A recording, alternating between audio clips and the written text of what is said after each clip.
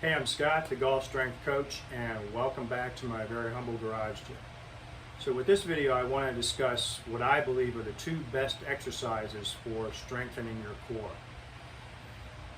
I define the core as basically from about the upper part of your thigh on up to your solar plexus. So the core basically involves the upper part of your hamstrings, your glutes, your lower back, and your abdominals. What I see in the golf fitness world, because these core muscles play such a significant role in the golf swing, is exercises that tend to mimic the golf swing, but they use some form of resistance in order to exercise those core muscles. The problem is that those exercises don't allow you to load very much weight or resistance. And the fact of the matter is the best way to gain strength is through the process of progressive overload, and the exercises that allow you to train with the most weight in the long run are the squat and the deadlift. The problem is that most people don't train those exercises because eventually when you get into heavier weights, they get hard. And a lot of trainers out there, as soon as their clients start to struggle with those exercises because of the increased weight, they almost automatically push them on to a different exercise that might be viewed as a little bit easier. So with this video, I want to cover how those exercises train the core, and let's go ahead and get to it. Okay, so first let's talk about the squat. Most people, when they think about the squat, they think of it mainly as an exercise that trains the quadriceps and the glutes. The version of the squat that I prefer to teach is what we call the low bar squat. And a low bar squat, instead of having the bar sit directly on top of your shoulders, which also isn't the best way. I like, if I'm going to go with a high bar squat, I'll sit it more on top of the traps. But the low bar squat sits a little bit below that level, so basically just below the spine of the scapula. So what that forces us to do when we have the bar sitting a little bit lower on our back is that it causes us, from going in this position, we bend at the waist a little bit. And the reason why we do that is when we're squatting down, we want to keep the bar over the center of our foot, so that gives us the most leverage as far as pushing the bar back straight up. So we want it going straight up and down. If there's any kind of a deviation from that bar path, then the lift becomes very difficult, and you're going to struggle to perform the movement with significant weight. Now, when we get into that position and we're getting ready to squat down, the first thing that we do is actually we tighten up our abdominals and our low back. So we want to make sure the low back is in extension. We don't want to bend in the back like this. We want it nice and tight and extended. And then we want a nice tight core. So we automatically tighten that core down, or the abdominals I should say, because they're just part of the core. And then that gives us a nice firm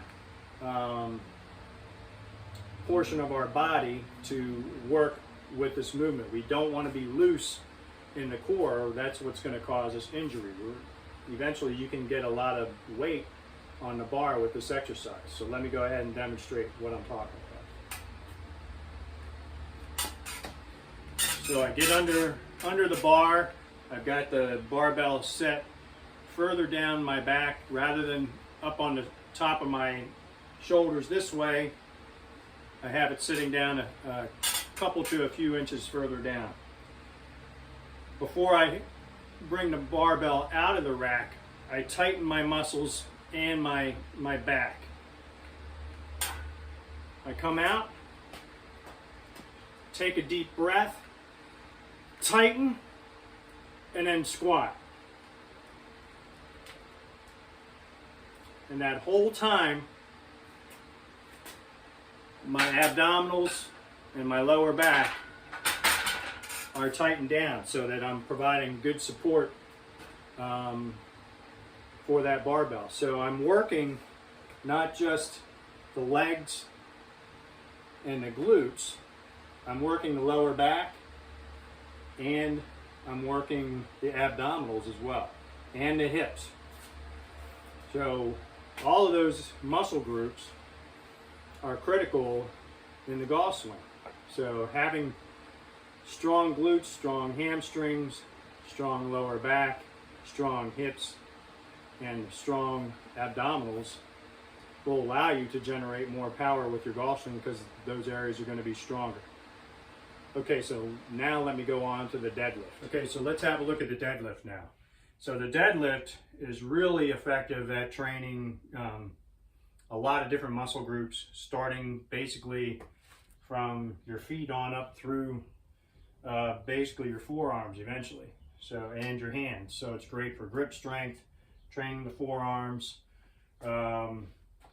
your traps, your lats, lower back, your abdominals, your hips, and your hamstrings, and all the way down into your calves. So when we get in position to start the lift, what we want to do is we want to get our chest up, our head up, and again we want the bar basically right over the center of our feet. So we set up with the bar over the center of our feet, and then when we reach down to grab the bar, we let our legs, our knees bend until our shins touch the bar. So we're in a position where we have the back extended, flat, and right then and there we're strengthening that part of the body, and then we also want to have our core tightened up when we're getting ready to start the lift. Then we start the lift by pushing up from the ground. We're not pulling the barbell up, we're pushing from the floor on up. And so basically the hands are just along for the ride. We're not trying to pull it up with our upper body. That weight that we're lifting up off of the floor, once we're getting all the way up into position here, yes, there is tension throughout our entire body as a result of the weight on the bar. But mainly the movement is pushing from the ground up with our legs, and in particular you're going to feel it in the hamstrings. So we get in position, the bar is right over the middle of our feet. We reach down, knees go out a little bit, grab the bar, arms are straight, head up, chest up, and I want to feel like I'm pushing my stomach down so I get that nice flat back. I push up a little bit with the feet to make sure the arms are fully extended, and then I push up further and I lock out the movement, chest out, shoulders back, and nice and tall.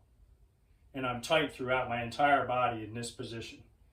And then I send it straight back down. I drop the bar straight back down. When you're pulling the bar up, you should feel it dragging along your shins and then up the front of your thighs as you're locking out into that final position. So you'll notice as you add weight to the bar over time that you're going to get a lot of training in those areas. Your hips, hamstrings, glutes, lower back, abdominals, and then your upper back and your arms as well. So there you have it. Those are your two best exercises for strengthening the core because they hit the most muscles involved in the core and they can be loaded with the most weight. So you got your low bar back squat, and your deadlift. All right, so thanks for watching, and we'll see you down the road.